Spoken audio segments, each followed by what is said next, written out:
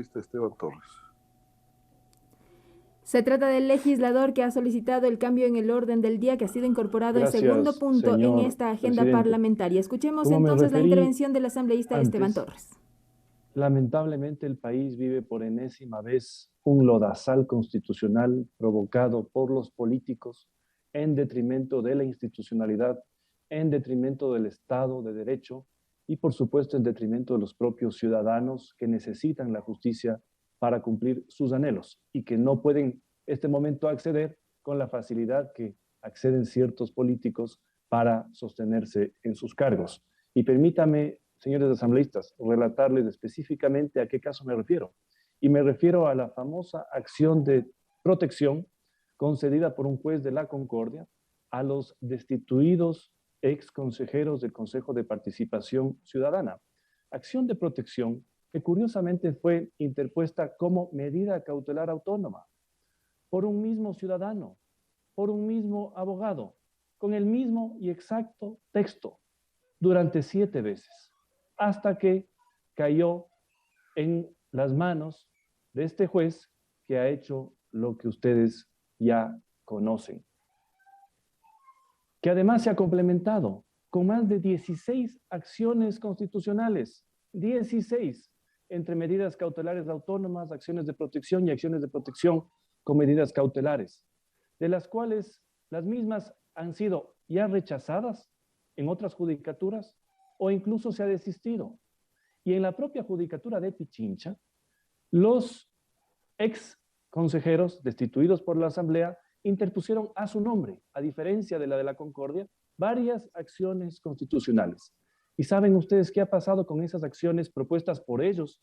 Eso sí, o han sido desechadas, o han sido archivadas, o ellos mismos han desistido.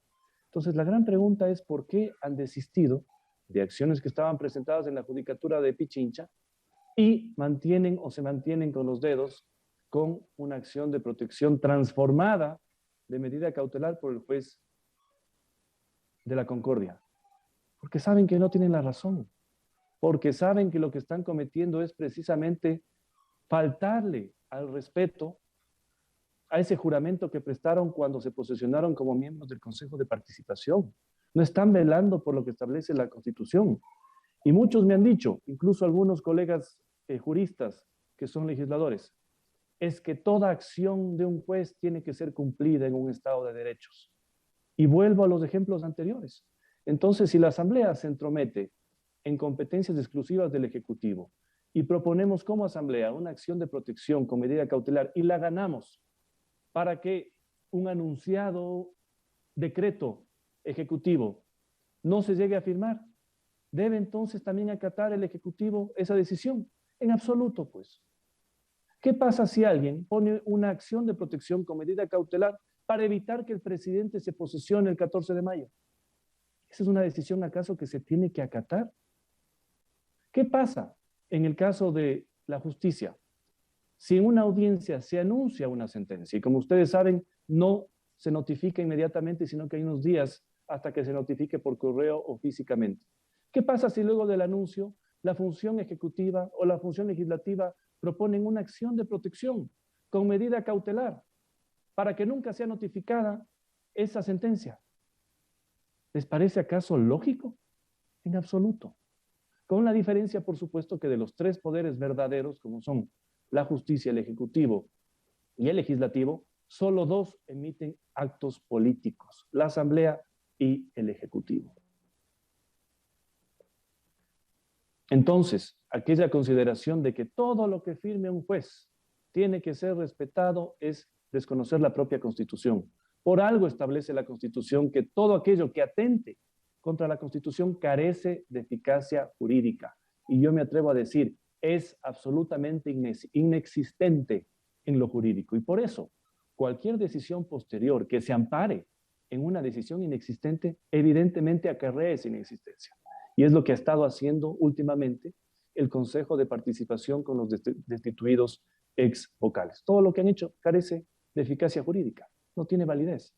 De hecho, lo que está pasando ahora es que están consumiendo recursos públicos de los ecuatorianos, están consumiendo el tiempo de ese Consejo de Participación en temas que al final no van a tener la validez. Y me atrevo a decir otra cosa. Cuando se acaben los padrinos en la justicia, se les va a acabar también esa alegría y esas sonrisas de oreja a oreja que la tienen en virtud de un acto absolutamente ilegal, alejado a lo que establece la Constitución y buscando burlarse de la Asamblea Nacional. Lamento lo que pasa en la justicia, porque hay buenos jueces y hay buenos fiscales, hay buenos jueces y hay buenos fiscales, así como que también hay buenos políticos, así como también hay buenos policías. Pero en el ámbito de la justicia, esto deja mucho que desear. Y revisen ustedes los criterios de los más preclaros constitucionalistas de este país, rechazando lo que está sucediendo, rechazando aún más que un juez pretenda que la Asamblea coloque una placa con una leyenda a raíz de una acción de protección. Es inadmisible, es inadmisible. Y nosotros como asambleístas no fuimos elegidos para dejar que se pisotee la Constitución o se irrespete la Asamblea. Si estamos aquí y si no queremos eso, mejor renunciemos. Pero si estamos aquí es para hacernos respetar. En tal virtud, señores asambleístas, esta Asamblea y este Pleno, si así lo decide, tiene que rechazar lo que ha sucedido en el caso del Consejo de Participación. ¿Significa eso, por ejemplo, que como asambleístas, que como Pleno y como Asamblea, podemos hacer lo que queramos? Tampoco. Si en este momento alguno de ustedes mociona, por ejemplo, la destitución del presidente de la República, sin que se cumpla lo establecido en la Constitución, que es un proceso de juzgamiento, o el establecido en el 134, esa decisión, así la Asamblea la apruebe, carece de eficacia jurídica. Pues. Carece de eficacia jurídica. Entonces no es que la Asamblea puede tampoco hacer lo que quiera, pero en el caso de los ex consejeros destituidos, ustedes conocen todo lo que se dio.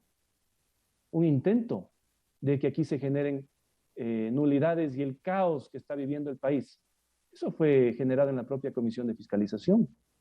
Posteriormente, el Pleno rectificó, como establece la Ley Orgánica de la Función Legislativa, lo cometido por la Comisión. Y finalmente, el Pleno adoptó una decisión de censura y destitución a vocales. Entonces, aquí se siguieron los procedimientos. Que hayan personas destituidas a las que no les guste y que para eso busquen 16 acciones constitucionales, 7 con el mismo texto, la misma persona y en la misma judicatura para ver si salía el juez que querían que salga, sin duda constituye, como les digo, una intromisión que esta Asamblea no puede tolerar y si la tolera, quedará como papel mojado, porque si no, entonces cierran la Asamblea. Si no se va a respetar lo que esta Asamblea haga con su diversidad, con sus actores, señores, cerremos la Asamblea. Firmen la muerte cruzada este rato, porque nosotros no vamos a estar calentando el puesto, dando discursos, si esas decisiones no son acatadas como tienen que ser acatadas y como se acata también la de otros poderes en tal virtud. Así que, señores asambleístas, este es el cambio del orden del día, esta es la resolución que se ha propuesto y solicito para que sea aprobada el apoyo de todos ustedes. Gracias, señor presidente.